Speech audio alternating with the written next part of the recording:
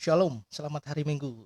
Hari ini saya ingin berbagi firman Tuhan di Lukas pasal yang ke-8 ayat 26 hingga ayat yang ke-35.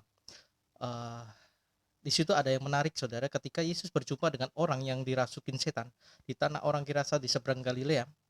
Eh, Orang ini berkata kepada Yesus, dia berkata, "Apa urusanmu dengan kami, hai anak Allah? Apakah engkau hendak membinasakan kami?"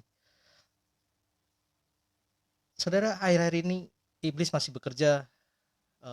Tidak hanya pada zaman Yesus tapi juga pada masa ini setan masih bekerja, Saudara, dan ia bekerja dengan cara yang tidak kelihatan. Ia tidak mungkin, tidak hanya menampakkan diri dan kemudian, menakuti orang, tidak, tapi ia ada di dalam diri kita manusia terkadang.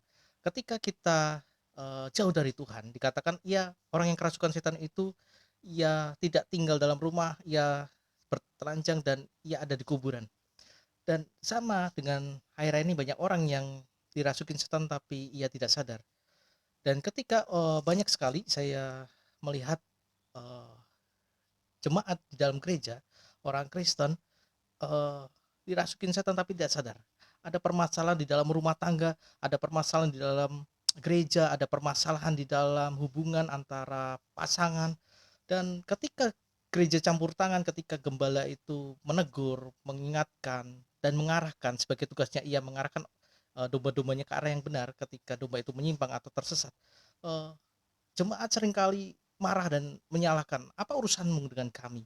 Apakah engkau suka mencampur urusan kami?" Saudara, demikian juga sebaliknya, ada gembala yang mungkin tidak ingin campur, eee, tangan atau mencampuri urusan rumah tangga orang atau mungkin pribadi orang, tetap ia lepas tangan seperti Pontius Pilatus. Ia cuci tangan dan ia tidak ingin mencampuri, padahal itu tanggung jawab dia sebagai gembala. Banyak orang mungkin takut kehilangan jemaat, Saudara, tetapi hari-hari ini, di zaman ini, banyak orang yang perlu diselamatkan.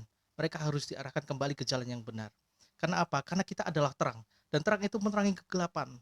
Memang tidak enak ditegur, mungkin kita tidak merasa nyaman, tetapi percayalah itu baik, karena itu mengarahkan Anda kepada keselamatan. Maka saya berharap kita besar hati untuk bisa menerima dan mengakui apa yang menjadi, memang ada yang salah dengan diri kita.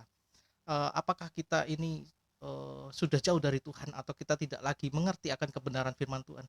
Kita harus selalu cross check dengan diri kita, Saudara. Dan ketika kita diingatkan, kita harus bersyukur, terima kasih. Kenapa? Kan ada orang yang masih peduli akan keselamatan, Saudara.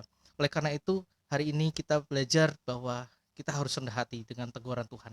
Teguran Tuhan memang tidak enak, tapi seringkali itu menyehatkan dan menyelamatkan, Saudara. Haleluya, terima kasih, Tuhan memberkati.